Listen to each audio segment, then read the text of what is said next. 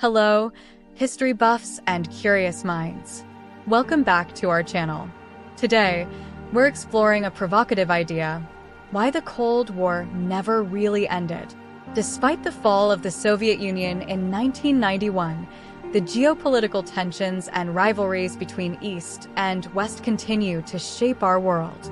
Let's dive into the complexities behind this enduring conflict. Let's first explore what the Cold War actually was and the amount of fear-mongering and control exerted in a time where the two opposing sides never actually came head-to-head. The Cold War began in the aftermath of World War II, as the Allies' victory left the United States and the Soviet Union as the world's two superpowers. Despite being wartime allies, their contrasting ideologies, capitalism and democracy in the West versus communism and authoritarianism in the East, set the stage for decades of tension. In 1946, Winston Churchill famously declared that an Iron Curtain had descended across Europe, symbolizing the division between Western nations and those under Soviet influence. This division was most starkly represented by the physical and ideological split of Germany, culminating in the construction of the Berlin Wall in 1961. To counter the spread of communism, the United States implemented the Marshall Plan, providing economic aid to rebuild Western European economies. Meanwhile, the Soviet Union solidified its control over Eastern Europe, forming the Warsaw Pact as a counterbalance to NATO. The Cold War saw a massive arms race, particularly in nuclear weapons. Both superpowers developed and tested increasingly powerful arsenals, leading to a precarious balance of power known as mutually assured destruction, or MAD. This meant that any nuclear conflict would result in total annihilation for both sides. The Cold War wasn't just about ideological posturing and arms races. It also erupted into hot conflicts. The Korean War in the early 1950s and the Vietnam War in the 1960s and 70s were proxy wars, where the US and Soviet Union supported opposing sides to spread their respective ideologies. One of the most dangerous moments of the Cold War was the Cuban Missile Crisis in 1962. The discovery of Soviet nuclear missiles in Cuba, just 90 miles from the US, brought the world to the brink of nuclear war. A tense 13-day standoff ensued, ending only after the Soviets agreed to withdraw their missiles in exchange for a US promise not to invade Cuba. Despite these tensions, there were periods of détente, or easing of relations. Key treaties like the Strategic Arms Limitation Talks, SALT, and the Anti-Ballistic Missile, ABM, treaty were signed to limit the proliferation of nuclear weapons and reduce the risk of conflict. The 1980s saw renewed tensions, but also significant progress towards the end of the Cold War.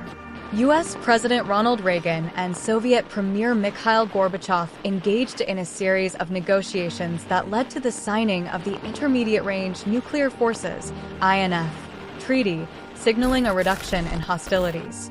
The Cold War supposedly ended with the fall of the Berlin Wall in 1989, symbolizing the collapse of communist control in Eastern Europe. 2 years later, the Soviet Union itself dissolved, marking the end of a superpower rivalry that had dominated global politics for nearly half a century. Now we know the backstory, let's jump into the juicy stuff. When the Berlin Wall fell and the Soviet Union dissolved, many believed it marked the end of the Cold War. The world watched as the Iron Curtain lifted and former Soviet states embraced democracy and market economies. But beneath the surface, old rivalries and new tensions were brewing. One significant factor is NATO expansion. Despite promises made at the end of the Cold War, NATO has grown to include many former Warsaw Pact countries and even some former Soviet republics. This expansion has been perceived by Russia as a direct threat to its security. Enter Vladimir Putin. Since coming to power in 2000, Putin has aimed to restore Russia's influence on the global stage. His policies reflect a desire to counter NATO and reassert control over former Soviet territories. This has led to conflicts in Georgia, Ukraine, and an increasingly assertive Russian foreign policy. The battlefield of the new Cold War isn't just geographical, it's digital. Cyber attacks, election interference, and disinformation campaigns have become tools of modern statecraft. Both the US and Russia have engaged in these activities, further straining relations and perpetuating a climate of distrust.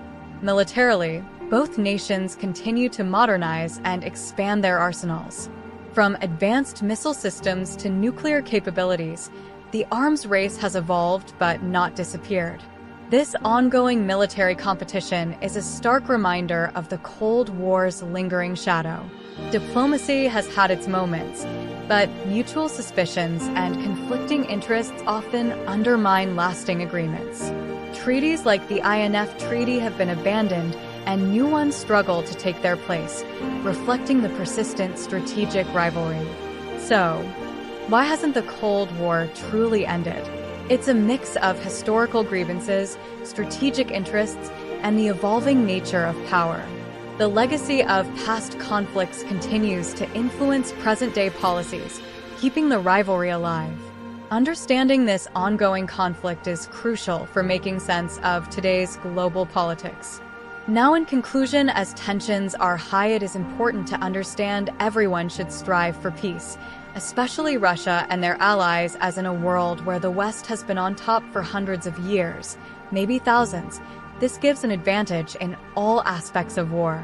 With the still strong sense of patriotism in these European countries and America, although sometimes differently portrayed in the media as a fear-mongering tactic.